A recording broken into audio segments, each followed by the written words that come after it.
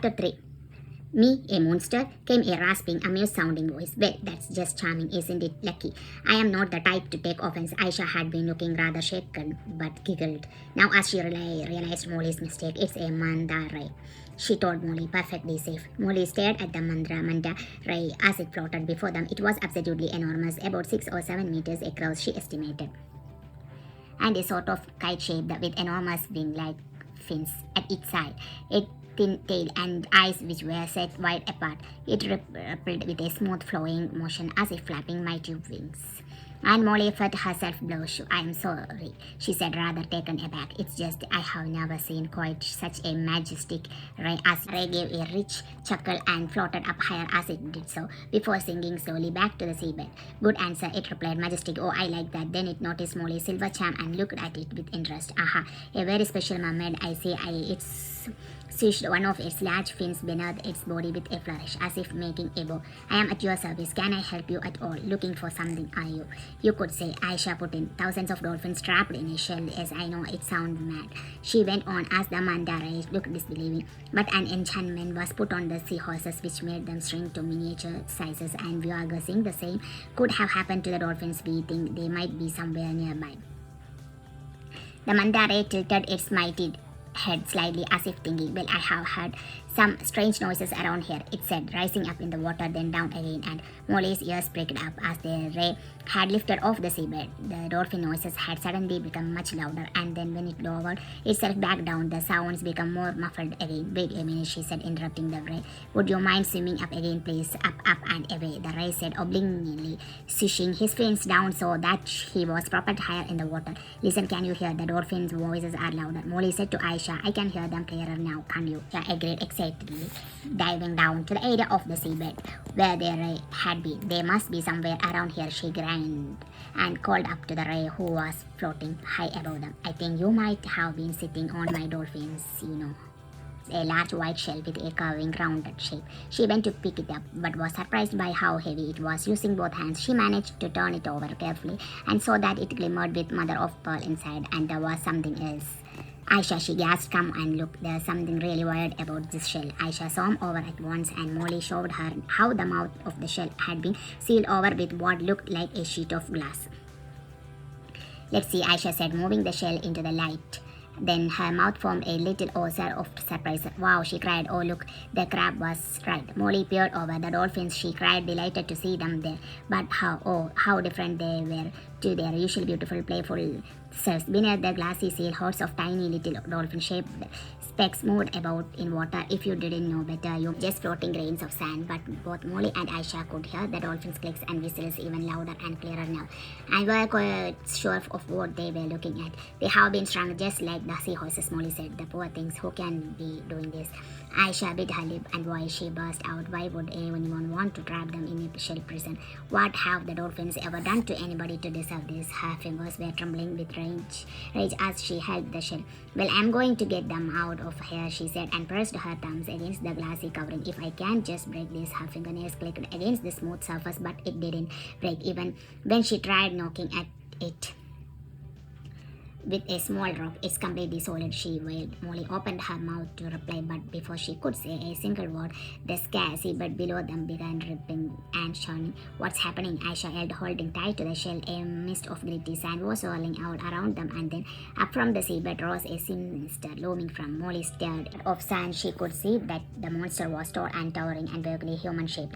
It had two red eyes shining out of its head and a thick, powerful-looking body with two strong arms and solidly built thighs.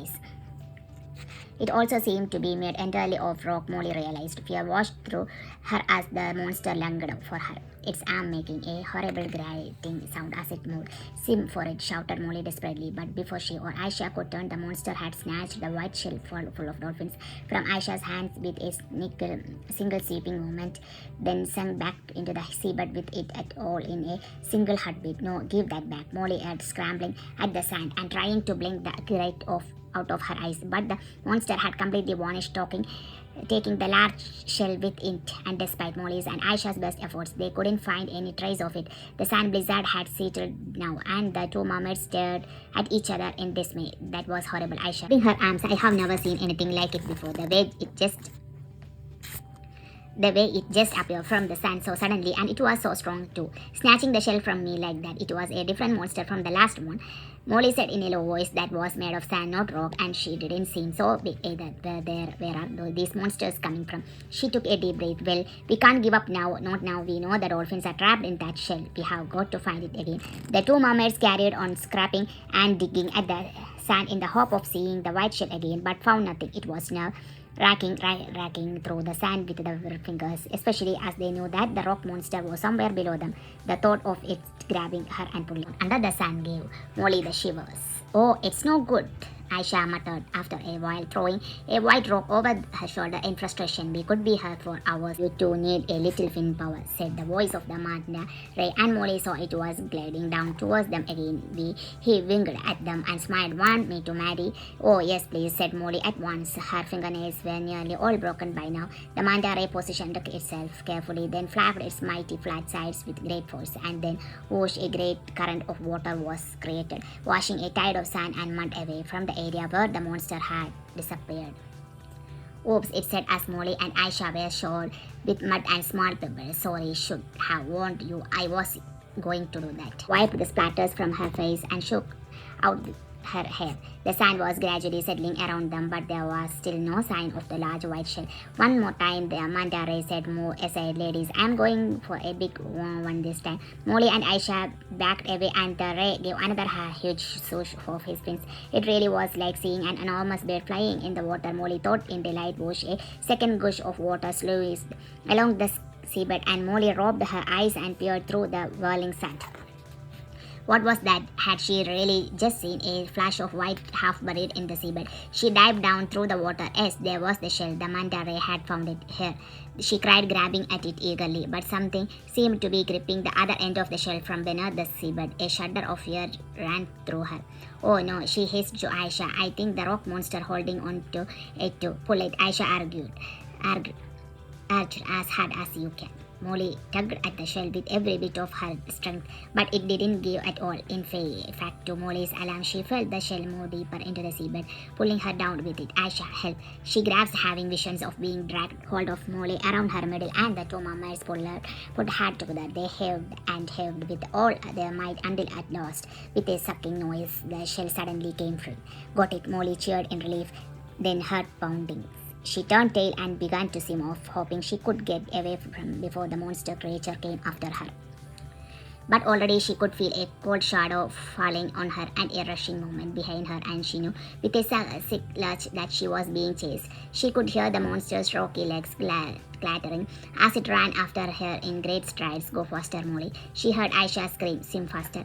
It was hard work, swimming fast while holding onto the large heavy shell. Glancing over her shoulder, Molly saw that the dark figure of the monster was closing in on her.